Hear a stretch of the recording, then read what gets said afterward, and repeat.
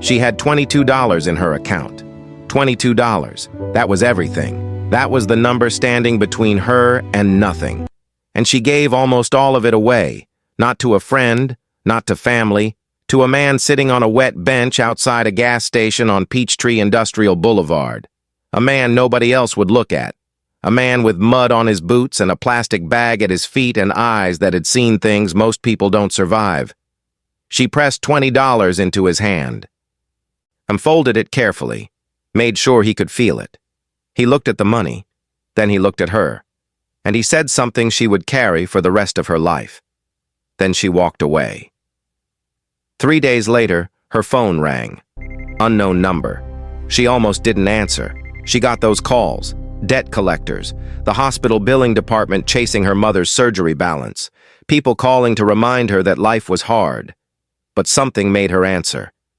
And the voice on the other end said her name like he already knew her, like he had been waiting to say it. What happened next would change everything she thought she knew about kindness, about fate, and about what happens when you give from a place that has nothing left to give.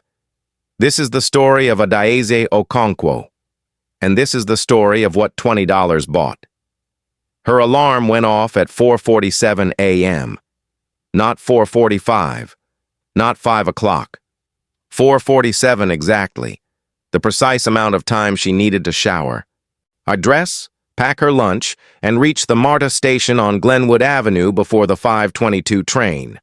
Miss the 5:22, arrive at Piedmont Hospital late, get written up for the 3rd time this month, and lose the job barely keeping her above water. Adaeze Okonkwo was 33 years old.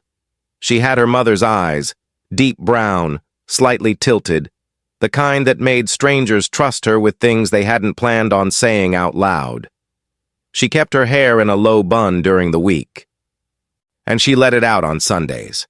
That was her one indulgence, one day to feel like a different version of herself.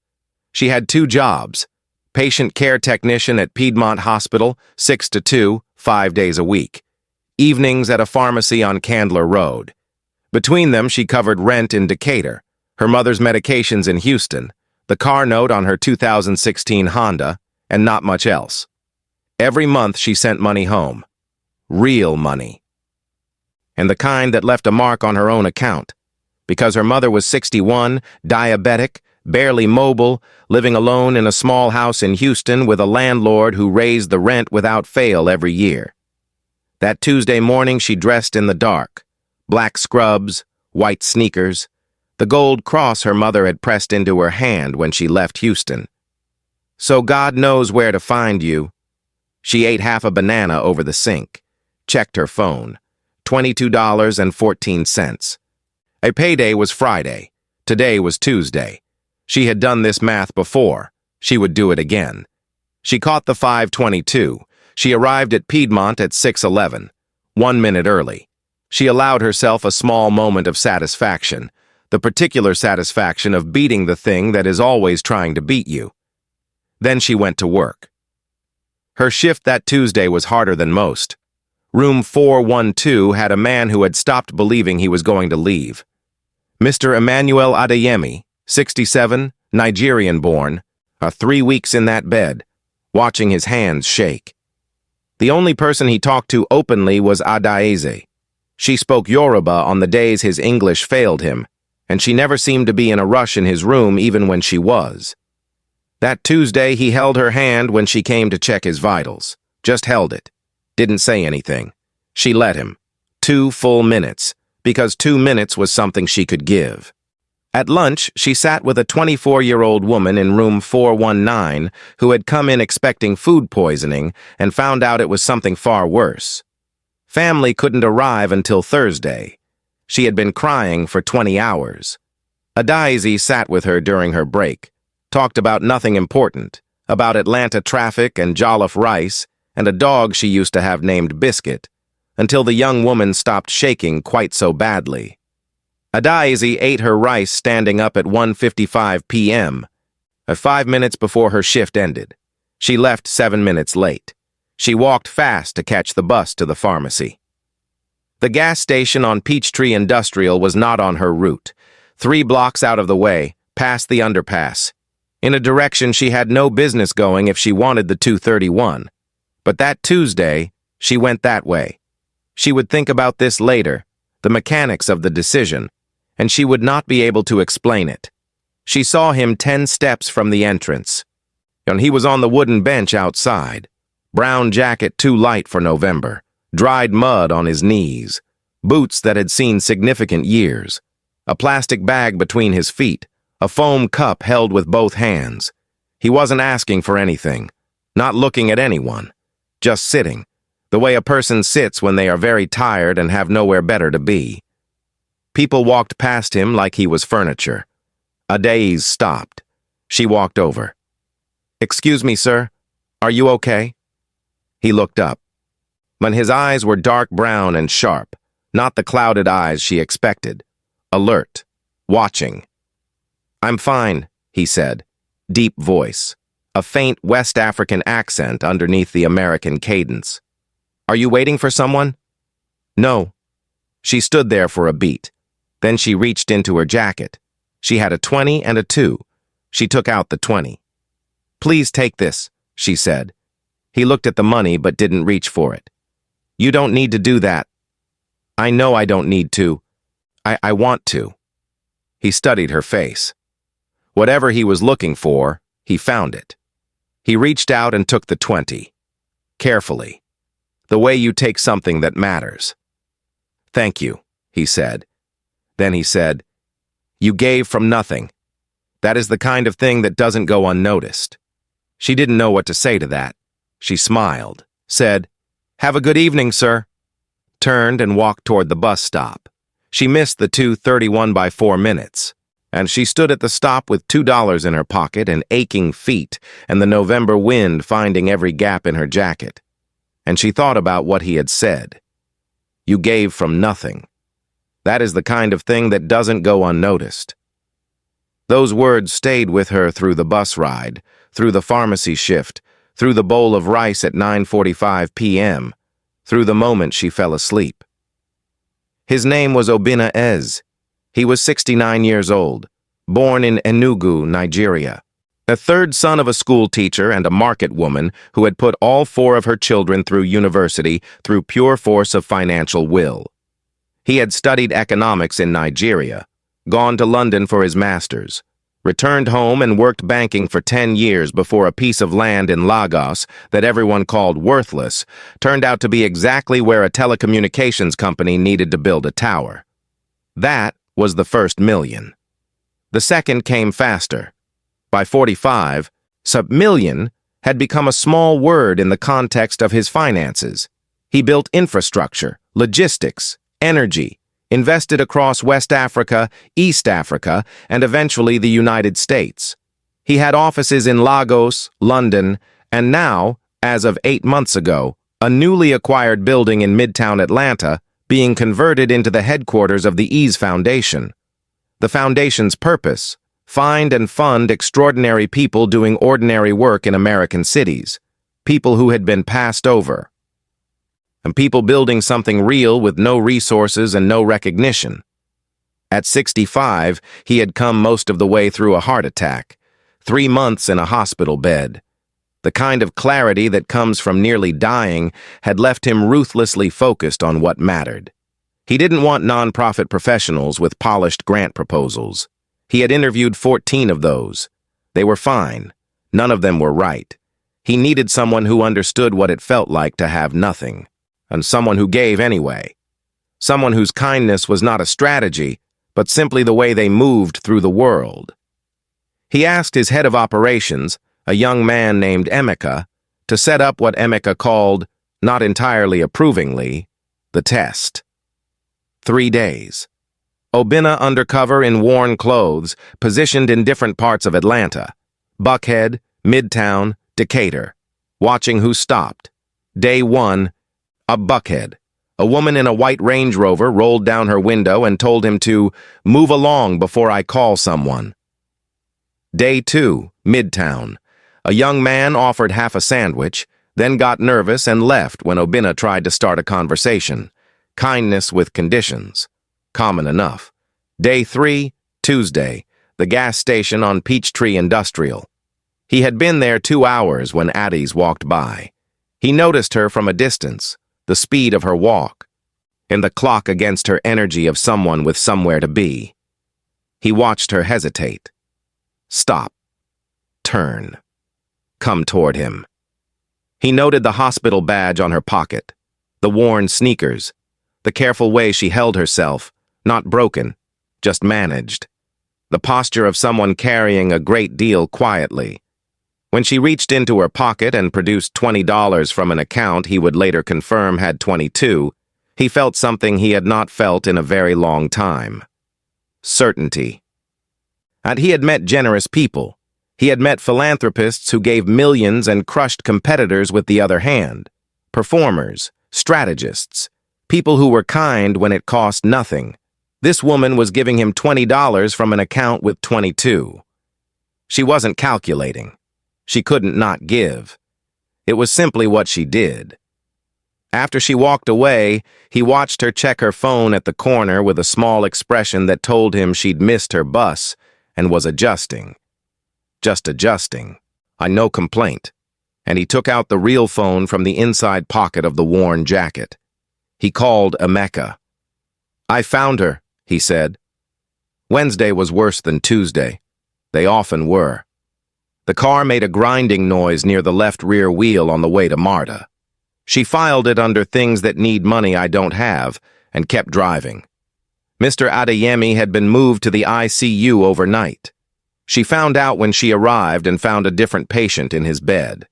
She stood in the doorway a moment too long. At 10:30, Dr. Sandra Voss had a problem with an intake form. She had this problem regularly, with several of the PCTs, but with Adaeze more than most, and the reason was not the forms. The forms were fine. Adaeze was meticulous about paperwork. The reason was a friction between two people who occupied the same space differently.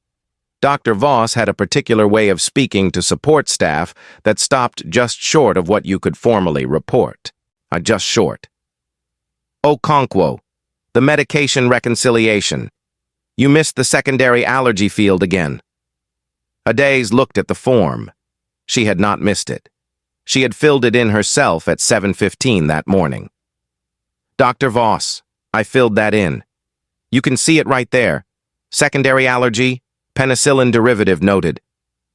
Dr. Voss looked more closely. A beat of silence. Make sure it's legible next time. Then she walked away. No apology. No acknowledgement. Just the retreat of expensive shoes on linoleum. Adaeze let the moment pass through her. Exhaled. Went back to work.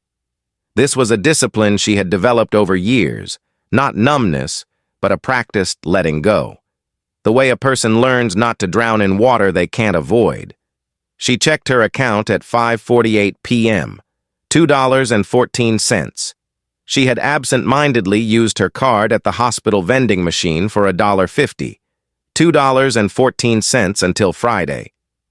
She sat on the bus and felt the flat gray exhaustion of being a person who worked very hard, for whom working very hard was apparently not quite enough. She thought about the old man on the bench.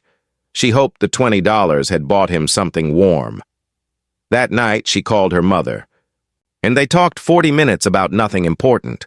Cooking shows and church fundraisers, and the price of medications going up again, and a memory her mother had of a market in Lagos where the smell of pepper soup could still take her back there in under a second flat.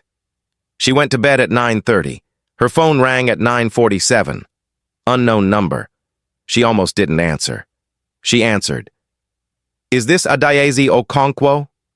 A man's voice, calm, measured, a faint Nigerian accent underneath the American cadence. Yes. Hey, who is this? My name is Chukwuemeka Obi. I work for the Ease Foundation.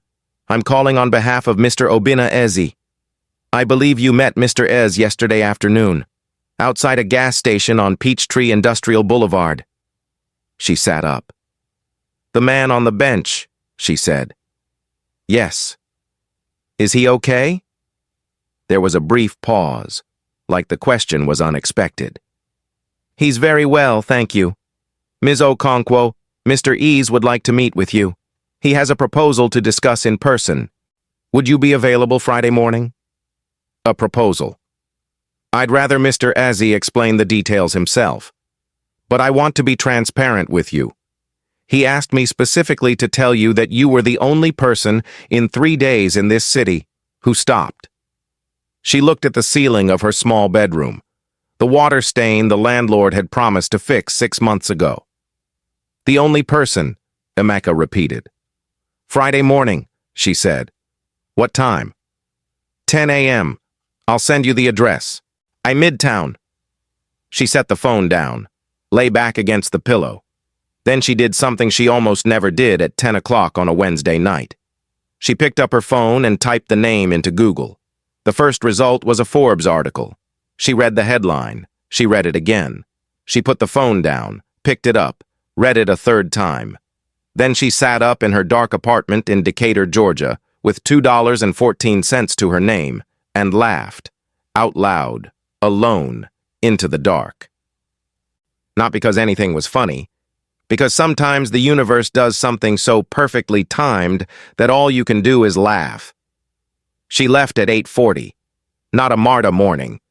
She drove the Honda, careful on the wheel noise, and found street parking on West Peachtree that cost $4, which was fine because payday had come and she had stood over her kitchen sink at 7 a.m. and exhaled in a way that used her whole body. And the building had exposed brick and clean windows and a small brass plaque beside the entrance. The Ease Foundation, Atlanta office. She stood outside for a moment, watched the morning move around her. A man walking a dog, 2 women in workout gear, a delivery truck arguing with a parking officer.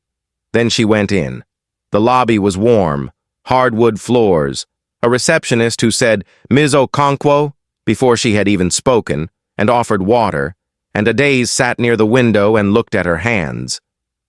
And hands that had checked 100,000 vitals, drawn blood, typed reports, cooked many pots of rice alone at 9:30 at night. She looked at them like she was seeing them for the first time. Emeka came at exactly 10. Round face, careful eyes, the attentiveness of someone who managed first impressions for a living. He walked her down a short hallway and opened a door. The office was not what she expected, not the imposing desk and floor-to-ceiling windows of a powerful man's room. And a round table, 4 chairs, bookshelves, good light from 2 windows, and a man standing near the window in a plain dark sweater and gray trousers who turned when she entered and smiled. Not the practiced smile from the Forbes photograph. The real one. The kind that reaches the eyes. Ms. Okonkwo, he said. Mr. Ease, she said. Her voice was steady. She was grateful for that. They sat. He folded his hands on the table. I need to explain what I was doing that Tuesday, he said. You deserve that before anything else. And he told her everything. The foundation, the Atlanta program, the 3 days undercover, the bench, what he was looking for and why he was looking for it that way. He spoke plainly, without apology, the way a person talks when they're confident enough in what they did to let the other person decide what they think about it. She listened without interrupting. When he finished, she said, So you were testing people? Yes. Specifically to find someone who would give something when they had almost nothing left to give. Yes. She thought about that. That's a hard test to pass. Most people don't, he said, not as a judgment, as a fact. Not because they're bad, because the world teaches you quickly that your resources are limited and your survival depends on them. But you wanted someone who did the math and gave anyway, she said. He looked at her carefully. Exactly that. A quiet beat. I had $2 after I gave you the 20, she said. I know. I had your financial profile pulled before I called you Wednesday. With your permission, we'll need your sign-off formally. But I wanted to understand what it cost you. It didn't feel like almost everything, she said. It felt like $20. He was silent for a long moment after that. The offer was this. And the Ease Foundation wanted to establish a direct-to-individual support program in Atlanta, not grants to organizations, not donations to established nonprofits, direct investment in specific people, people doing essential invisible work in their communities, the caregivers, the informal support networks, the people holding their neighborhoods together and barely surviving as a result. They wanted Adaeze to run it, not as a volunteer, as the director, full salary, full benefits, an operating budget, a small staff, real authority. The salary was 4 times what she made between 2 jobs. She did that math instantly. 4 times meant her mother's medications stopped being a crisis. 4 times meant 1 job. 1 job meant sleep. Sleep meant the version of herself she had been before the last 4 years of 2-job arithmetic had ground certain parts of her down to their component pieces. Emeka slid a folder across the table. She looked at it. Looked at Adaeze. "Why me, specifically?" she said. "I'm a patient care technician. I've never run a program. I've never managed a budget this size. I have no nonprofit management experience." "No," he agreed. "So why?" He was quiet. Then, "The people trained to do this work know how to write proposals and manage spreadsheets and speak at conferences. These are learnable skills. What is not learnable, or at least, not easily, is the thing that makes someone give $20 from an account with 22. That comes from somewhere training doesn't reach." He leaned forward slightly. "The people this program is meant to serve can tell within 30 seconds whether the person across from them has ever sat where they're sitting. I have met a great many performers in my life. You are not one of them." She looked at him for a long moment. I would need to give the hospital 2 weeks' notice," she said. Emeka made a note. "I would need to understand the program design properly. I have ideas about how to do this differently. The standard case management model doesn't work the way people think it does. I've watched people be case managed for years and not move anywhere." Emeka wrote faster. "And I want patient care workers specifically in the first cohort. They do the most important work in healthcare, earn the least, have the least protection, and nobody is building programs for them." She stopped. Realized she had been speaking for 90 seconds without pause. Adaeze was looking at her with an expression that wasn't quite a smile, but was something adjacent to one. "I'm sorry," she said. "You were still explaining the offer." "No," he said. "I think you were accepting it." 3 weeks after Adaeze accepted the position, the story became public, and Adaeze agreed to speak to a journalist at the Atlanta Journal-Constitution about the Foundation's Atlanta launch. He described the 3 days, the bench, the $20. He did not name Adaeze, that was her choice, but he described what she had done and what it had cost her and what he had concluded from it. The article ran on a Thursday morning. By Thursday afternoon, it had been shared 40,000 times. By Friday, 3 national outlets had picked it up. Within 10 days, 9 million people had seen some version of the story. Most of them felt it in the chest, the particular feeling of a story that gets into you before your defenses are up. But the part that mattered most was not the 9 million strangers. The first was a woman named Courtney Bridges, 38, regional director at a corporate events company in Buckhead. The woman in the white Range Rover on Roswell Road, Monday morning, who had rolled down her window and told him to move along before she called someone. The article's detail was specific enough. White SUV, Roswell Road, Monday morning. She recognized herself without her name being there. She sat at her desk Thursday afternoon and read it twice, and then sat for a long time doing nothing, which was not something Courtney Bridges typically did. She thought about the meeting she had been running late to. She could not remember what it was about. She thought about the way he had looked at her. Not with anger, just patient observation. She had found it more irritating than anger would have been. She went home. She told her husband. He said something true and simple that she needed to hear. She donated to the Ease Foundation the next morning. A real donation, the kind that required a conversation with her accountant. She also started noticing people on sidewalks differently. She did not think this made her a good person, and she thought it made her a person trying to become less of a specific kind of bad one. That seemed like an honest place to start. The second was a man named Marcus Webb, 41, senior administrator at Piedmont Hospital. 11 years there. Not unkind, not warm. The kind of good enough that had always felt sufficient. He read the article on Friday. He knew immediately who the unnamed director was. He had processed her resignation 2 weeks prior, filed it without much thought. And he pulled the last year of HR data, looked at PCT compensation, turnover rates, incident reports. He found a pattern he had not been looking for because he had not been looking.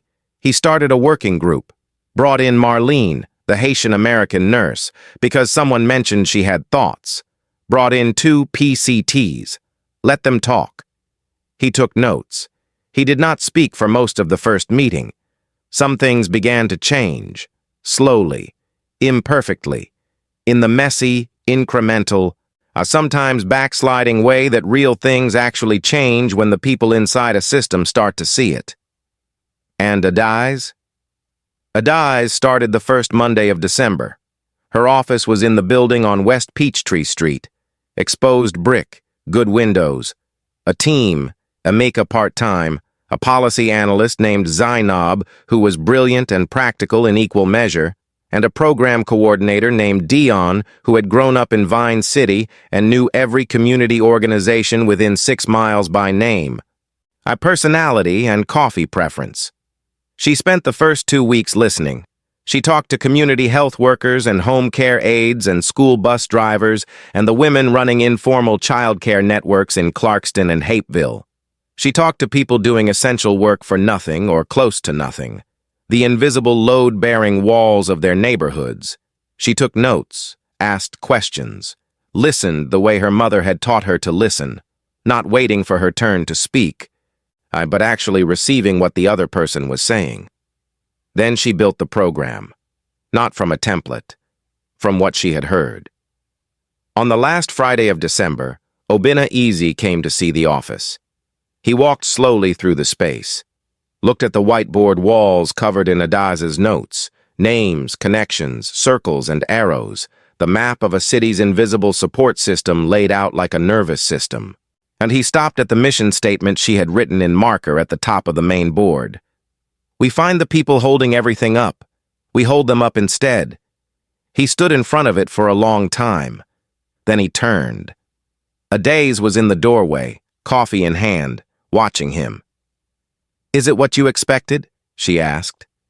He shook his head. "It's better." She nodded, looked at the board. "There are 100 people in this city right now doing what I was doing. 2 jobs, sending money home, running on nothing, giving anyway because that's just who they are." A pause. "I want to find every single one of them." He looked at her the same way he had looked at her on the bench, the quality of total attention, of a person who has learned to see what everyone else walks past. "Then find them," he said. "Some people spend their whole lives waiting to be discovered." Adaeze Okonkwo was not waiting. She was too busy. She had patients to check and buses to catch and rice to cook and money to send home and an alarm set for 4:47 every morning.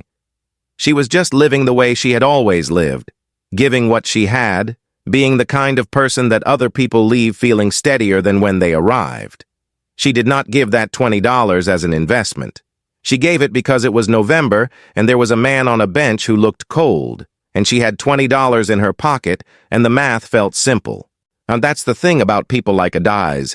The calculation that stops most of us, the accounting of cost and risk and what you get back, doesn't run the same way in them. It's not that they can't do the math, it's that there is something they value more than the answer. The man on the bench was watching, but she didn't know that.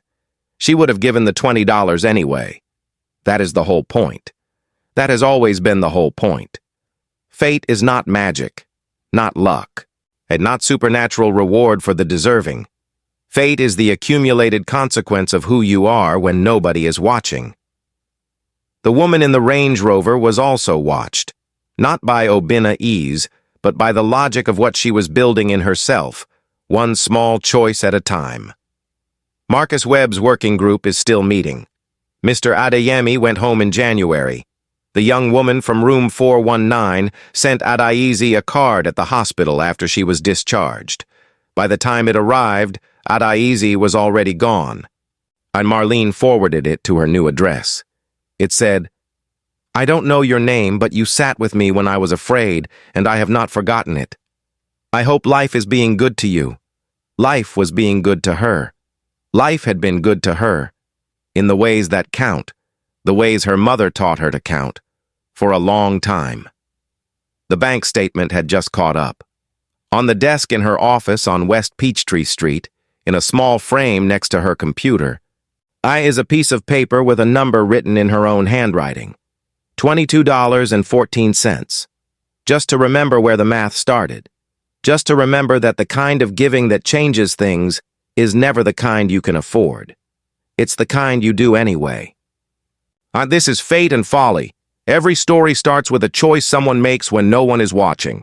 Sometimes the watcher is a man on a bench. Sometimes it's fate itself. Either way, it never forgets. Subscribe, hit the bell. We'll see you in the next one.